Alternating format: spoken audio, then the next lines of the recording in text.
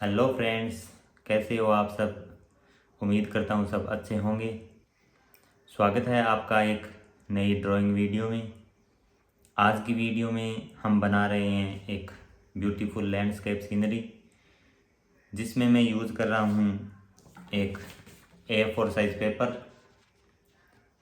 नॉर्मली जो प्रिंटर वाला पेपर होता है वो पेपर, और एक charcoal pencil, soft charcoal pencil, और पेपर स्टैम्प, और एक ये कॉटन ब्रश। तो चलिए शुरू करते हैं। और हाँ, अगर आपको ये वीडियो अच्छी लगे और मेरी ड्राइंग पसंद आए तो वीडियो को लाइक करना, चैनल पे नए हो तो चैनल को सब्सक्राइब करना और एक प्यारा सा कमेंट करना। चलिए शुरू करते हैं।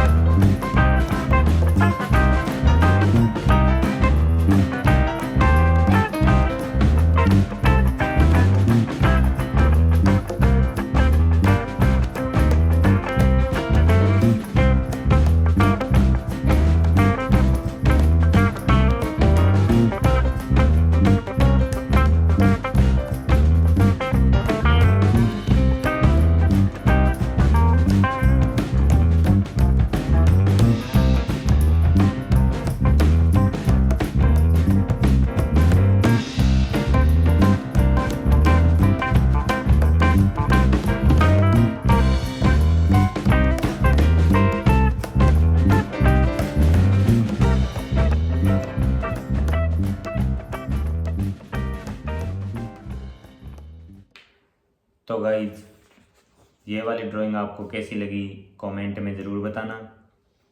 वीडियो पसंद आई हो तो वीडियो को लाइक करना, चैनल को सब्सक्राइब करना। मिलते हैं एक नई वीडियो में, तब तक के लिए धन्यवाद।